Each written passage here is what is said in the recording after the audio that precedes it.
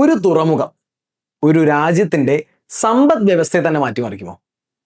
കേൾക്കുമ്പോൾ അല്പം അതിശയോക്തിയെ തോന്നാം. പക്ഷെ ലോകത്തിന്റെ ചരിത്രം നോക്കിയാൽ ഏറ്റവും വലിയ സാമ്പത്തിക ശക്തികളായി മാറിയ പല രാജ്യങ്ങളുടെയും വളർച്ചയ്ക്ക് പിന്നിൽ ഒരു വലിയ തുറമുഖം ഉണ്ടായിരുന്നു.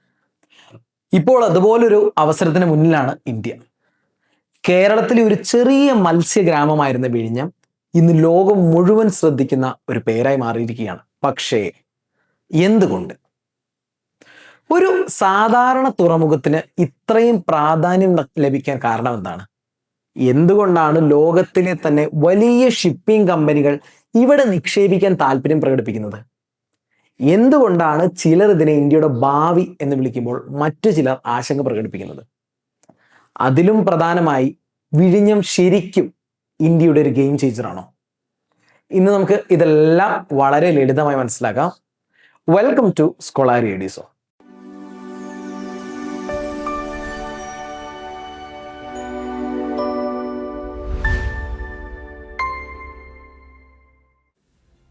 ആദ്യം ഒരു കാര്യം മനസ്സിലാക്കണം.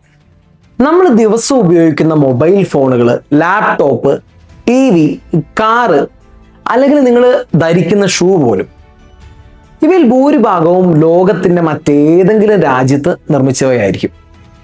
അപ്പൊ ചോദ്യം എന്താന്ന് വെച്ചാൽ, ഇതെല്ലാം ഇന്ത്യയിൽ എത്തുന്നത് എങ്ങനെയാണ്? വിമാനത്തിലാണോ? അല്ല. ട്രെയിനിലാണോ? അല്ല. ലോകത്തിലെ ഏകദേശം 90% അന്താരാഷ്ട്ര ചരക്ക് വ്യാപാരവും നടക്കുന്നത് കടൽ മാർഗമാണ്. അതായത് ലോക സമ്പദ് വ്യവസ്ഥയുടെ യഥാർത്ഥ ഹൈവേ റോഡുകളല്ല, കടലാണ്. അവിടെ ദിവസവും ആയിരക്കണക്കിന് ഭീമൻ ചരക്ക് കപ്പലുകൾ സഞ്ചരിക്കുന്നു. അവയിൽ ഓരോന്നും 10,000 കണ്ടെയ്നറുകളുമായി. അങ്ങനെ നോക്കുമ്പോൾ നമുക്ക് മനസ്സിലാക്കാൻ സാധിക്കുന്നത് എന്താണെന്ന് വെച്ചാൽ, ഒരു നല്ല തുറമുഖം എന്നത് വെറും കപ്പൽ നിർത്താനുള്ള സ്ഥലം മാത്രമല്ല, അതൊരു രാജ്യത്തിന്റെ സമ്പദ് വ്യവസ്ഥയുടെ പ്രധാന കവാടമാണ്. പക്ഷെ ഇപ്പൊ ഒരു ചോദ്യം ചോദിക്കാം. ഇന്ത്യക്ക് ഇത്രയും വലിയ കടൽ തീരമുണ്ട്. ഏകദേശം 7,500 കിലോമീറ്ററിലധികം കോസ്റ്റ് ലൈൻ ഉണ്ട്. പിന്നെ എന്തുകൊണ്ടാണ് വർഷങ്ങളായി ഇന്ത്യയിലേക്കുള്ള വലിയൊരു ശതമാനം കണ്ടെയ്നറുകളും ആദ്യം ശ്രീലങ്കയിലേക്കോ ദുബായിലേക്കോ അല്ലെങ്കിൽ സിംഗപ്പൂരിലേക്കോ പോയിരുന്നത്? എന്തുകൊണ്ടാണ് നമ്മുടെ സ്വന്തം തുറമുഖങ്ങൾ ഉപയോഗിച്ചില്ല? ഈ ചോദ്യത്തിനുള്ള ഉത്തരമാണ് ട്രാൻസ്ഷിപ്മെന്റ് പോർട്ട്. ഇനി ഒരു കാര്യം ചിന്തിച്ചു നോക്കാം. ചൈനയിൽ നിന്നൊരു ഭീമൻ ചരക്ക് കപ്പൽ ഇന്ത്യയിലേക്ക് വരികയാണ്. ആ കപ്പലിൽ ഇന്ത്യയിലേക്ക് മാത്രമല്ല, Bangladesh, Sri Lanka, Kenya, Tanzania, Oman, ഇങ്ങനെ പല രാജ്യങ്ങളിലേക്കുള്ള കണ്ടെയ്നറുകളുണ്ട്. അപ്പോൾ ഒരു ചോദ്യം, ആ ഒരൊറ്റ കപ്പൽ എല്ലാ രാജ്യങ്ങളിലേക്കും കയറി ചരക്കിറക്കിയാൽ പോരെ? പക്ഷെ ഉത്തരം എന്താന്ന് വെച്ചാൽ, അത് പറ്റില്ല. കാര്യം എന്താണ്? കാരണം അതിന് സമയവും ചെലവും അസാധാരണമായി കൂടും. അപ്പോൾ എന്താണ് ചെയ്യുന്നത്? ബേസിക്കലി ലോകത്തിലെ ഷിപ്പിംഗ് ഇൻഡസ്ട്രി ഒരു സ്മാർട്ട് സിസ്റ്റമാണ് ഉപയോഗിക്കുന്നത്. ആ വലിയ മദർഷിപ്പ് ആദ്യം ഒരു പ്രധാന പോർട്ടിലെത്തും. അവിടെ ഓരോ രാജ്യത്തിനെയും കണ്ടെയ്നറുകൾ വേർതിരിക്കും. പിന്നീട് ചെറിയ ചെറിയ കണ്ടെയ്നർ ഷിപ്പുകൾ ആ ചരക്കുകൾ അതത് രാജ്യങ്ങളിലേക്ക് കൊണ്ടുപോകും. ഈ പ്രോസസ്സിനെയാണ് ട്രാൻസ്ഷിപ്മെന്റ് എന്ന് പറയുന്നത്. അങ്ങനെ ഈ ചരക്കുകൾ മാറ്റി വിതരണം ചെയ്യുന്ന പോർട്ടാണ് ട്രാൻസ്ഷിപ്മെന്റ് പോർട്ട് എന്ന് പറയുന്നത്. ഇത് വിമാനവുമായി കമ്പയർ ചെയ്താൽ, തിരുവനന്തപുരത്ത് നിന്ന് നിങ്ങൾ സൗത്ത് അമേരിക്കയിലേക്ക് പോകണമെന്ന് കരുത്. അപ്പം നിങ്ങൾ ആദ്യം ചെയ്യുന്നത്, മിക്കപ്പോഴും നിങ്ങൾ ആദ്യം ദുബായിൽ പോയിട്ട് ഇറങ്ങിയിട്ടാണ് പിന്നെ, അല്ലെങ്കിൽ ദോഹയിലേക്ക് പോയിട്ടാണ് പിന്നീട് പോകുന്നത്. അപ്പോൾ ബേസിക്കലി ഈ പറയുന്ന ദുബായ് അല്ലെങ്കിൽ ദോഹ എന്ന് പറയുന്ന ഭാഗങ്ങളൊക്കെ ഒരു ട്രാൻസിറ്റ് ടെർമിനലായിട്ടാണ് ആക്ട് ചെയ്യുന്നത്. അപ്പോൾ ഫ്ലൈറ്റുകളുടെ കാര്യം വരുമ്പോൾ ഇത് ട്രാൻസിറ്റ് ആണെങ്കിൽ, ഷിപ്പിംഗ് ഇൻഡസ്ട്രിയിൽ അതിനെ വിളിക്കുന്നത് ട്രാൻസ്ഷിപ്മെന്റ് പോർട്ട് അല്ലെങ്കിൽ ട്രാൻസ്ഷിപ്മെന്റ് എന്നാണ്. പക്ഷേ ഇവിടെ വലിയൊരു പ്രശ്നമുണ്ട്. ഇന്നത്തെ മദർഷിപ്പുകൾ സാധാരണ കപ്പലുകളല്ല. ചില കപ്പലുകൾ 400 മീറ്ററിലധികം നീളമുണ്ട്. ഒരു യാത്രയിൽ തന്നെ 20,000-ലധികം കണ്ടെയ്നേഴ്സ് വരെ കൊണ്ടുപോകാൻ കഴിയും. ഇത്രയും വലിയ കപ്പലുകൾക്ക് ഏത് പോർട്ടിലും കയറാൻ പറ്റില്ല. ഇവിടെയാണ് ഡീപ്പ് വാട്ടർ പോർട്ട് എന്ന് പറയുന്ന ഒരു കോൺസെപ്റ്റ് വരുന്നത്. ഒരു വലിയ കപ്പൽ സുരക്ഷിതമായി പോർട്ടിലേക്ക് വരണമെങ്കിൽ കടലിന് ആവശ്യമായ ആഴം വേണം. സാധാരണയായി 16 മുതൽ 18 മീറ്റർ വരെ ആഴമുണ്ടെങ്കിൽ മാത്രമേ ഇന്നത്തെ അൾട്രാ ലാർജ് കണ്ടെയ്നർ വെസലിന് സുരക്ഷിതമായി ഡോക്ക് ചെയ്യാൻ സാധിക്കൂ. പല പോർട്ടുകളിലും ഈ ആഴം നാച്ചുറലായില്ല. അതുകൊണ്ട് ഗവൺമെൻറ്റുകൾ വർഷം തോറും കടലിൻ്റെ അടിഭാഗം കുഴിച്ച് ഡ്രെഡ്ജ് ചെയ്ത് നിലനിർത്തേണ്ടി വരും. അത് വളരെ ചെലവേറിയൊരു പ്രക്രിയയാണ്. പക്ഷെ വിഴിഞ്ഞം ഇവിടെ വേറിട്ട് നിൽക്കുന്നു. കാരണം എന്താണെന്ന് വെച്ച് കഴിഞ്ഞാൽ, വിഴിഞ്ഞത്തിൻ്റെ ഏറ്റവും വലിയ ശക്തിയാണിത്. അതിൻ്റെ നാച്ചുറൽ ഡെപ്താണ്. തീരത്ത് നിന്ന് വളരെ ചെറിയ ദൂരത്തിൽ തന്നെ ഏകദേശം 18 മുതൽ 20 മീറ്റർ വരെ നാച്ചുറൽ ഡെപ്ത് ലഭിക്കുന്നു. അതെന്താണ് അർത്ഥമാക്കുന്നത്? ലോകത്തിലെ ഏറ്റവും വലിയ കണ്ടെയ്നർ ഷിപ്സിന് പോലും വലിയ തോതിൽ ഡ്രെഡ്ജിങ് ചെയ്യാതെ തന്നെ ഇവിടെ എത്താൻ കഴിയും. അതാണ് വിഴിഞ്ഞത്തിൻ്റെ ഏറ്റവും വലിയ കോമ്പറ്റീറ്റീവ് അഡ്വാൻറ്റേജ് എന്ന് പറയുന്നത്. പക്ഷെ ഇതിലും വലിയൊരു കാര്യമുണ്ട്. ഒരു പോർട്ടിന് ആഴം മാത്രം പോരാ, അതിൻ്റെ ലൊക്കേഷനും അതിനുചിതമായിട്ടുള്ള രീതിയിൽ വേണം. കാരണം ഷിപ്പിംഗ് കമ്പനികൾക്ക് ഒരു കാര്യമാണ് ഏറ്റവും പ്രധാനപ്പെട്ടത്: സമയം. ഒരു കപ്പൽ റൂട്ട് മാറ്റി 100 കണക്കിന് കിലോമീറ്റർ സഞ്ചരിച്ചു കഴിഞ്ഞാൽ അതിന് കോടിക്കണക്കിന് രൂപയുടെ ഫ്യൂവൽ കോസ്റ്റ് വരും. അതുകൊണ്ട് തന്നെ വിഴിഞ്ഞത്തിൻ്റെ ജാക്ക് പോട്ട് എന്താണെന്നറിയാവോ? ലോകത്തിലെ ഏറ്റവും തിരക്കേറിയ കടൽ പാതകളിലൊന്നായ Europe, Middle East, Asia, east west shipping route വിഴിഞ്ഞത്തിൻ്റെ തീരത്ത് നിന്ന് ഏകദേശം 10 നോട്ടിക്കൽ മൈൽസ് മാത്രം അകലെയാണ് കടന്നു പോകുന്നത്. അതായത് ആ വഴി പോകുന്ന ഒരു മദർ ഷിപ്പിന് വലിയ വഴി മാറാതെ തന്നെ വിഴിഞ്ഞത്തെത്താം. ഷിപ്പിംഗ് ഇൻഡസ്ട്രിയിൽ ഇതൊരു മാസീവ് അഡ്വാൻറ്റേജ് ആണ്. അപ്പോൾ ഇതുവരെ ഇന്ത്യ എന്ത് ചെയ്തിരുന്നു? ഇന്ത്യയിലേക്കുള്ള വലിയൊരു വിഭാഗം കണ്ടെയ്നറുകൾ ആദ്യം കൊളംബോ, ജബൽ അലി, ദോഹ, സിംഗപ്പൂർ എന്നീ പറയുന്ന വിദേശ ട്രാൻസ്ഷിപ്മെന്റ് ഹബ്ബുകളിലേക്കാണ് പോയിരുന്നത്. അവിടെ നിന്നാണ് പിന്നീട് ചെറിയ കപ്പലുകളിൽ ഇന്ത്യയിലേക്ക് തിരിച്ചെത്തിയിരുന്നത്. ഇത് സമയവും ചെലവും കൂട്ടുന്ന ഒരു രീതിയായിരുന്നു. ഇവിടെയാണ് വിഴിഞ്ഞം ചിത്രം മാറ്റാൻ ശ്രമിക്കുന്നത്. ഇന്ത്യയിലേക്ക് വരുന്ന ഈ ട്രാൻസ്ഷിപ്മെന്റ് ട്രാഫിക്കിന്റെ ഒരു വലിയ ഭാഗം നമ്മുടെ സ്വന്തം തീരത്തേക്ക് കൊണ്ടുവരിക, അതുവഴി ഇന്ത്യയുടെ ലോജിസ്റ്റിക് കോസ്റ്റ് കുറയ്ക്കുക, വിദേശ പോർട്ടുകളെ ആശ്രയിക്കുന്നത് കുറയ്ക്കുക, ആഗോള ഷിപ്പിംഗ് മാപ്പിൽ ഇന്ത്യയുടെ സ്ഥാനം ശക്തമാക്കുക. ഇതാണ് വിഴിഞ്ഞത്തിൻ്റെ ഏറ്റവും വലിയ ലക്ഷ്യം. പക്ഷേ ഒരു ചോദ്യം ബാക്കിയുണ്ട്. ഇത്രയും വലിയ സാധ്യതയുള്ള ഈ പോർട്ട് ആരുടേതാണ്? കേരള സർക്കാരിൻ്റെതോ അതോ അദാനിയുടേതോ, അല്ലെങ്കിൽ രണ്ടുപേരും ചേർന്നാണോ നടത്തുന്നത്? അതിനുള്ള ഉത്തരമാണ് അടുത്ത ഭാഗത്തിൽ. വിഴിഞ്ഞത്തെക്കുറിച്ച് സോഷ്യൽ മീഡിയയിൽ ഏറ്റവും കൂടുതൽ കേൾക്കുന്നൊരു വാചകമുണ്ട്: വിഴിഞ്ഞം അദാനിക്ക് കൊടുത്തു. പക്ഷെ ഇതൊരു പൂർണ്ണമായിട്ടുള്ള ശരിയാണോ? അല്ല. കാര്യം കുറച്ചുകൂടി വ്യത്യസ്തമാണ്. ആദ്യം ഒരു ഉദാഹരണം നമുക്ക് നോക്കാം. ഒരു സ്ഥലത്തിൻ്റെ ഉടമ നിങ്ങളാണെന്ന് കരുതും. പക്ഷേ ആ സ്ഥലത്ത് വലിയൊരു ഷോപ്പിംഗ് മാൾ നിർമ്മിക്കാനും നടത്തിക്കൊണ്ടു പോകാനും നിങ്ങളുടെ കയ്യിൽ പണമോ പരിചയമോ ഇല്ല. അപ്പം നിങ്ങൾ എന്ത് ചെയ്യും? ഒരു സ്വകാര്യ കമ്പനിയെ വിളിക്കും. അവർ അവരുടെ പണം ഉപയോഗിച്ച് മാള് നിർമ്മിക്കും. അത് വർഷങ്ങളോളം നടത്തും, വരുമാനം ഉണ്ടാക്കും, കരാറിൽ പറഞ്ഞിരിക്കുന്ന വ്യവസ്ഥകൾ പാലിക്കും. പക്ഷേ സ്ഥലത്തിൻ്റെ ഉടമസ്ഥാവകാശം നിങ്ങളുടേത് തന്നെയായിരിക്കും. വിഴിഞ്ഞത്തിൻ്റെ മോഡലും ഏകദേശം ഇതുപോലെ തന്നെയാണ്. PPP model. അതെന്താണെന്ന് നമുക്ക് നോക്കാം. PPP എന്നാൽ പബ്ലിക് പ്രൈവറ്റ് പാർട്ട്ണർഷിപ്പ്. അതായത് ഗവൺമെൻറ്റും പ്രൈവറ്റ് കമ്പനിയും ചേർന്നൊരു വലിയ ഇൻഫ്രാസ്ട്രക്ചർ പ്രോജക്റ്റ് വികസിപ്പിക്കുന്ന രീതി. ഇവിടെ കേരള സർക്കാർ പോർട്ടിൻ്റെ ഉടമയാണ്. പോർട്ട് വികസിപ്പിക്കാനും ഓപ്പറേറ്റ് ചെയ്യാനും നടത്തിക്കൊണ്ടു പോകാനുമുള്ള ചുമതല കരാറിൻ്റെ അടിസ്ഥാനത്തിൽ ഒരു സ്വകാര്യ കമ്പനിക്കാണ് നൽകിയിരിക്കുന്നത്. ആ കമ്പനിയാണ് അദാനി വിഴിഞ്ഞം പോർട്ട് പ്രൈവറ്റ് ലിമിറ്റഡ്. ഇത് Adani ports and special economic zone ലിമിറ്റഡിന്റെ നേതൃത്വത്തിലാണ് പ്രവർത്തിക്കുന്നത്. അപ്പൊ പോർട്ട് ആരുടേതാണ്? ഈ ചോദ്യത്തിന് ഒരു വരിയിൽ ഉത്തരം പറയാം: പോർട്ട് കേരള സർക്കാരിൻ്റെതാണ്, ഓപ്പറേഷൻസ് അദാനിയുടേത്. ഈ രണ്ടും ഒരുപോലെയല്ല. നമുക്കത് എന്താണെന്ന് നോക്കാം. അപ്പൊ അദാനിക്ക് എന്താണ് കിട്ടുന്നത്? അവർ ഈ പോർട്ട് നിർമ്മിക്കാൻ വലിയ നിക്ഷേപം നടത്തിയിട്ടുണ്ട്. അതിന് പകരമായിട്ട് കരാറിൽ നിശ്ചയിച്ചിരിക്കുന്ന കാലയളവിലേക്ക് പോർട്ട് നടത്താനുള്ള അവകാശം ലഭിച്ചു.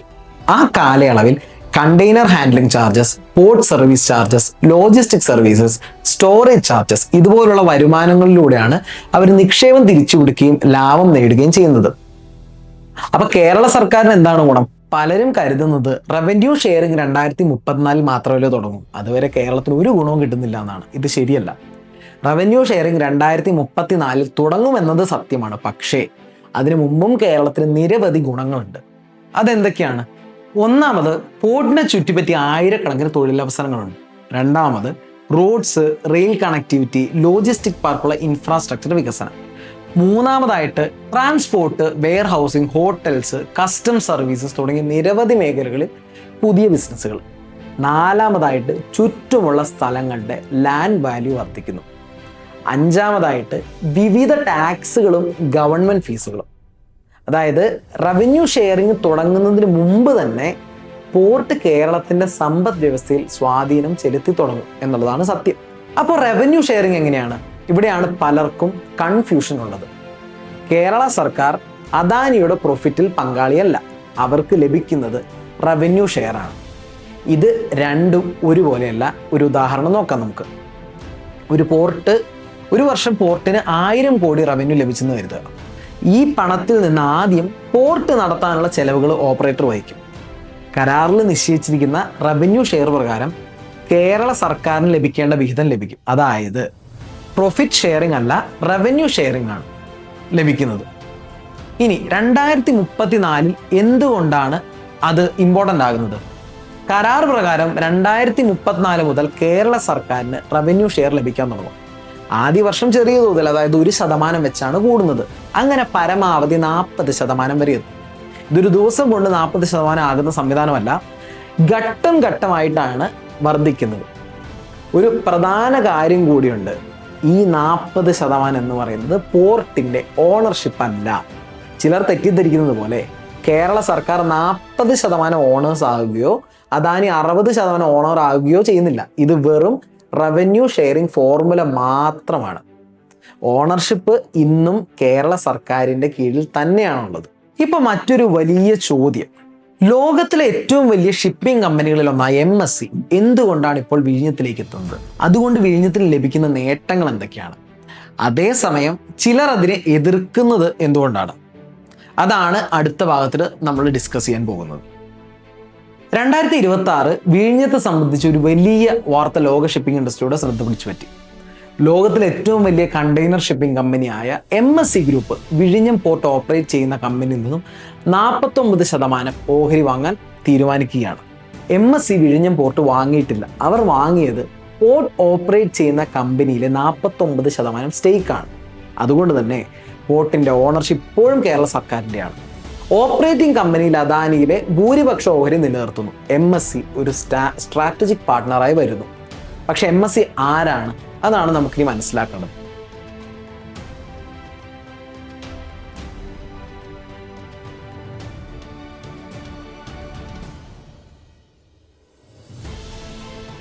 MSC അല്ലെങ്കിൽ മെഡിറ്ററേനിയൻ ഷിപ്പിംഗ് കമ്പനി ലോകത്തിലെ ഏറ്റവും വലിയ കണ്ടെയ്നർ ഷിപ്പിംഗ് കമ്പനികളിൽ ഒന്നാണ്. ലോകത്തിലെ എല്ലാ പ്രധാന വ്യാപാര പാതകളിലും MSCയുടെ 1000കണക്കിന് കപ്പലുകൾ സഞ്ചരിക്കുന്നുണ്ട്. അപ്പോൾ ഇത്രയും വലിയൊരു കമ്പനി വിഴിഞ്ഞവുമായി പങ്കാളിയാവുമ്പോൾ അത് വെറും ഒരു ഇൻവെസ്റ്റ്മെന്റ് മാത്രമല്ല, ഒരു വിശ്വാസത്തിന്റെ പ്രഖ്യാപനം കൂടിയാണ്. കാരണം എന്താണെന്ന് വെച്ചാൽ ഷിപ്പിംഗ് ഇൻഡസ്ട്രിയിൽ ആരും കോടിക്കണക്കിന് ഡോളർ നിക്ഷേപിക്കുന്നത് വെറുതെ നിക്ഷേപിക്കില്ല. ഭാവിയിൽ സാധ്യത കാണുമ്പോൾ മാത്രമാണ് നിക്ഷേപിക്കുന്നത്. അപ്പോൾ ഇതിൻ്റെ ഗുണങ്ങൾ എന്തൊക്കെയാണ്? ഒന്നാമതായിട്ട് MSCയുടെ ഗ്ലോബൽ നെറ്റ്വർക്ക്. അവരുടെ ഷിപ്പിംഗ് റൂട്ട്സിൻ്റെ ഒരു പ്രധാന ഭാഗം വിഴിഞ്ഞത്തിലേക്ക് തിരിയാൻ സാധ്യത വർദ്ധിക്കും. രണ്ടാമതായിട്ട് കൂടുതൽ കണ്ടെയ്നർ ട്രാഫിക്. കൂടുതൽ കണ്ടെയ്നർ ട്രാഫിക് എന്ന് വെച്ചാൽ കൂടുതൽ കപ്പലുകൾ വിഴിഞ്ഞത്തിലേക്ക് വരും, കൂടുതൽ ബിസിനസ് വർദ്ധിക്കും, കൂടുതൽ തൊഴിലവസരങ്ങൾ ഉണ്ടാവും. മൂന്നാമതായിട്ട് ലോകത്തിലെ മറ്റ് ഷിപ്പിംഗ് കമ്പനികൾക്കും ഈ പോർട്ടിന് ഭാവിയുണ്ട് എന്നൊരു സിഗ്നൽ ലഭിക്കും. പക്ഷെ എല്ലാവരും ഇത് നല്ല വാർത്തയായിട്ടാണോ കാണുന്നത്? അല്ല. ഇവിടെയാണ് മറ്റൊരു ചർച്ച ആരംഭിക്കുന്നത്. ചില മാരിടൈം അനലിസ്റ്റുകൾ ഒരു ആശങ്ക മുന്നോട്ട് വയ്ക്കുന്നുണ്ട്. അവരുടെ വാദം എന്താണെന്ന് വെച്ചാൽ MSC ലോകത്തിലെ ഏറ്റവും വലിയ ഷിപ്പിംഗ് ലൈൻ ആയതിനാൽ തന്നെ അവർക്ക് പോർട്ടിൽ വലിയ പങ്കാളിത്തം ഉണ്ടെങ്കിൽ മറ്റ് ഷിപ്പിംഗ് കമ്പനികൾക്ക് ഇത് MSCയുടെ പോർട്ടാണല്ലോ എന്നൊരു ധാരണ ഉണ്ടാകും.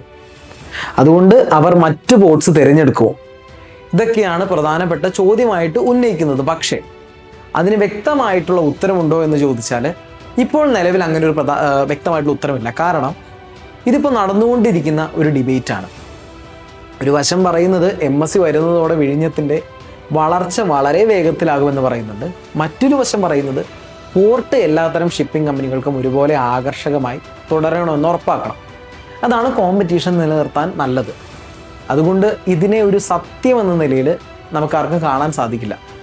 ഇത് ഇൻഡസ്ട്രിയിൽ നടക്കുന്ന ഒരു ചർച്ച മാത്രമാണ്. പക്ഷെ ഒരു കാര്യം ഉറപ്പാണ്, MSC പോലുള്ള ഒരു ഗ്ലോബൽ പ്ലെയർ വിഴിഞ്ഞത്തിൽ ഇത്രയും വലിയ നിക്ഷേപം നടത്താൻ തയ്യാറായത് വിഴിഞ്ഞത്തിൻ്റെ സ്ട്രാറ്റജിക് ഇമ്പോർട്ടൻസ് ലോകം തിരിച്ചറിഞ്ഞു എന്നതിൻ്റെ സൂചനയാണ്. അതുകൊണ്ടാണ് ഇന്ന് വിഴിഞ്ഞം കേരളത്തിൻ്റെ മാത്രമല്ല ഇന്ത്യയുടെ മാരിടൈം ഫ്യൂച്ചറിനെ കുറിച്ചുള്ള ചർച്ചകളുടെ കേന്ദ്രമായി മാറിയിരിക്കുന്നത്. പക്ഷേ ഇനി ഏറ്റവും പ്രധാനപ്പെട്ട ഒരു ചോദ്യം ബാക്കിയുണ്ട്. വിഴിഞ്ഞം ശരിക്കും ഇന്ത്യയുടെ ഗെയിം ചേഞ്ചർ ആകുമോ? അല്ലെങ്കിൽ ഇത് വെറും വലിയ പ്രതീക്ഷകൾ മാത്രമാണോ? അതാണ് നമ്മൾ അവസാന ഭാഗത്തിൽ കാണാൻ പോകുന്നത്. നമുക്കതിന് ഉത്തരം കണ്ടെത്താം. ഇതുവരെ നമ്മൾ മനസ്സിലാക്കിയത് വിഴിഞ്ഞം ഒരു സാധാരണ പോർട്ടല്ല, ഒരു ഡീപ്പ് വാട്ടർ പോർട്ടാണ്, ഒരു ട്രാൻസ്ഷിപ്മെന്റ് ഹബ്ബാകാനുള്ള എല്ലാ സാധ്യതകളും ഉള്ള പോർട്ടാണ്. ലോകത്തിലെ ഏറ്റവും തിരക്കേറിയ ഷിപ്പിംഗ് റൂട്ടിന്റെ തൊട്ടടുത്താണ് ഇത് സ്ഥിതി ചെയ്യുന്നത്. ഇതെല്ലാം വിഴിഞ്ഞത്തിന് വലിയൊരു അഡ്വാൻറ്റേജ് തന്നെയാണ്. പക്ഷേ അഡ്വാൻറ്റേജ് ഉണ്ടെന്നത് മാത്രം വിജയത്തിന് ഉറപ്പല്ല. ഇനി എന്താണ് വിഴിഞ്ഞത്തിന് മുന്നിലുള്ള വെല്ലുവിളികൾ എന്ന് നമുക്ക് നോക്കാം. ഒന്നാമത്തേത് കോമ്പറ്റീഷൻ. ഇപ്പൊ തന്നെ കൊളംബോ, ജബൽ അലി, സിംഗപ്പൂർ പോലുള്ള പോർട്സ് വർഷങ്ങളായി ലോക ഷിപ്പിംഗ് ഇൻഡസ്ട്രിയുടെ വിശ്വാസം നേടിയിട്ടുണ്ട്. ഷിപ്പിംഗ് കമ്പനീസിനെ അവിടെ നിന്ന് മാറ്റി വിഴിഞ്ഞത്തേക്ക് കൊണ്ടുവരുന്നത് ഒരു ദിവസത്തെ കാര്യമല്ല, അത് വർഷങ്ങൾ എടുക്കുന്ന ഒരു പ്രക്രിയയാണ്. രണ്ടാമത്തേതായിട്ട് പറയുമ്പോൾ എഫിഷ്യൻസി. ഷിപ്പിംഗ് ഇൻഡസ്ട്രിയിൽ ഒരു കാര്യം മാത്രമാണ് പ്രധാനപ്പെട്ടതായിട്ടുള്ളത്, സമയം അഥവാ ടൈം. ഒരു കണ്ടെയ്നർ ഇറക്കാൻ കൂടുതൽ സമയമെടുത്താൽ അല്ലെങ്കിൽ പോർട്ട് കൺജഷൻ ഉണ്ടായാൽ ഷിപ്പിംഗ് കമ്പനീസ് വളരെ വേഗം മറ്റൊരു പോർട്ട് തിരഞ്ഞെടുക്കും. അതുകൊണ്ട് വിഴിഞ്ഞത്തിന്റെ വിജയം വലിയ ക്രെയിൻസ് ഉണ്ടോ എന്നതിലല്ല, അവ എത്ര എഫിഷ്യൻ്റ് ആയി പ്രവർത്തിക്കുന്നു എന്നതിലാണ്. മൂന്നാമതായിട്ട് നമുക്ക് കാണാൻ സാധിക്കുന്നത് കണക്ടിവിറ്റിയാണ്. പോർട്ട് മാത്രം ഉണ്ടായാൽ പോരാ, പോർട്ടിൽ നിന്ന് ഇറങ്ങുന്ന കണ്ടെയ്നറുകൾ രാജ്യത്തിന്റെ വിവിധ ഭാഗങ്ങളിലേക്ക് എത്ര വേഗത്തിൽ എത്തിക്കാൻ കഴിയും. അതിന് മികച്ച റോഡ് നെറ്റ്വർക്കുകൾ, rail connectivity, logistics park, warehousing infrastructure ഇതെല്ലാം ഒരുമിച്ച് വളരണം. അപ്പോഴാണ് ഒരു പോർട്ട് യഥാർത്ഥ ഇന്റർനാഷണൽ ഹബ്ബായി മാറുന്നത്. പക്ഷെ ഇതൊക്കെ ഉണ്ടായാൽ എന്താണ് ഇന്ത്യക്ക് ലഭിക്കുന്നത്? ഒന്നാമതായി ഇന്ത്യയുടെ വലിയൊരു ട്രാൻസ്ഷിപ്മെന്റ് ട്രാഫിക് വിദേശ പോർട്ടിലേക്ക് പോകാതെ സ്വന്തം രാജ്യത്ത് തന്നെ കൈകാര്യം ചെയ്യാൻ കഴിയും. രണ്ടാമതായിട്ട് ഷിപ്പിംഗ് കോസ്റ്റ് കുറയാൻ സാധ്യതയുണ്ട്. മൂന്നാമതായിട്ട് പുതിയ ലോജിസ്റ്റിക് കമ്പനീസ്, മാനുഫാക്ചറിങ് യൂണിറ്റുകൾ, വെയർ ഹൗസുകൾ, ഇൻഡസ്ട്രിയൽ കോറിഡോർസ് ഇവ വളരാൻ സാധ്യതയുണ്ട്. അതിലൂടെ പുതിയ തൊഴിലവസരങ്ങളും പുതിയ നിക്ഷേപങ്ങളും ഉണ്ടാകാം. കേരളത്തിന് എന്താണ് ഗുണം?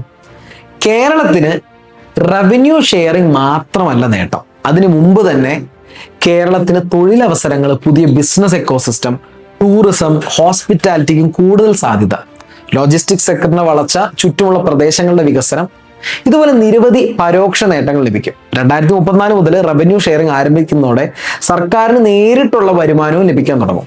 ഇതെല്ലാമാണ് കേരളത്തിനുള്ള ഗുണങ്ങൾ. അപ്പൊ വിഴിഞ്ഞം വിജയിക്കുമോ? ഈ ചോദ്യത്തിന് ഇന്ന് ആരുടെയും കയ്യിൽ കൃത്യമായ ഉത്തരമില്ല. കാരണം ഒരു പോർട്ടിന്റെ വിജയം എന്ന് പറയുന്നത് അതിന്റെ ഉദ്ഘാടനം കൊണ്ട് മാത്രം തീരുമാനിക്കപ്പെടുന്ന ഒരു കാര്യമല്ല. അടുത്തൊരു 10-15 വർഷത്തെ പെർഫോമൻസ് കൊണ്ട് തീരുമാനിക്കപ്പെടുന്നതാണ്. ഷിപ്പിംഗ് കമ്പനീസ്, ലോക സാമ്പത്തിക സാഹചര്യം, സർക്കാരിന്റെ നയങ്ങൾ, ഇൻഫ്രാസ്ട്രക്ചർ ഇതെല്ലാം ചേർന്നാണ് വിഴിഞ്ഞത്തിന്റെ ഭാവി തീരുമാനിക്കുക. പക്ഷെ ഒരു കാര്യം ഉറപ്പാണ്, വർഷങ്ങളായിട്ട് ഇന്ത്യ മറ്റ് രാജ്യങ്ങളിലെ ട്രാൻസ്ഷിപ്മെന്റ് പോർട്സിനെ ആശ്രയിച്ചിരിക്കുന്ന സാഹചര്യത്തിൽ ആ ചരിത്രം മാറ്റാനുള്ള ഏറ്റവും വലിയ അവസരമാണ് വിഴിഞ്ഞം. ആ അവസരം എത്രത്തോളം നമുക്ക് ഉപയോഗിക്കാൻ കഴിയുമെന്ന് വരുന്ന വർഷങ്ങളാണ് തീരുമാനിക്കുക. വിഴിഞ്ഞം ഒരു പോർട്ട് മാത്രമല്ല, ഇന്ത്യയുടെ സമുദ്ര വ്യാപാര ഭാവിയെ പരീക്ഷിക്കുന്ന ഒരു വലിയ പരീക്ഷണമാണ്. ആ പരീക്ഷണത്തിന് നമ്മൾ വിജയിക്കുമോ, അതോ ലോകത്തിലെ മറ്റു പോർട്സ് പോലെ മറ്റൊരു പേര് മാത്രമായി ഇത് മാറുമോ? അതിനുള്ള ഉത്തരം അടുത്ത കുറച്ച് വർഷങ്ങൾക്കുള്ളിൽ ലോകം കാണും. നിങ്ങൾക്ക് ഇത്തരം current affairs, history, geopolitics, law, economy, science തുടങ്ങിയ വിഷയങ്ങൾ സിമ്പിളായും ഫാക്ട് ബേസ്ഡായും ബാലൻസ്ഡ് പെർസ്പെക്റ്റീവിലും മനസ്സിലാക്കാൻ താല്പര്യമുണ്ടെങ്കിൽ സ്കോളാരി എഡ്യൂസോൺ സബ്സ്ക്രൈബ് ചെയ്യാൻ മറക്കല്ലേ. കാരണം ഹെഡ്ലൈൻസ് എല്ലാവരും കാണും, പക്ഷെ അതിന് വലിയ സ്റ്റോറി എക്സ്പ്ലെയിൻ ചെയ്യുന്നതാണ് സ്കോളാരി എഡ്യൂസോൺ. ഞാൻ റോഷൻ ക്രിസ്റ്റോ കീച്ചേരി, ഇത് Scholaria. See you in the next video.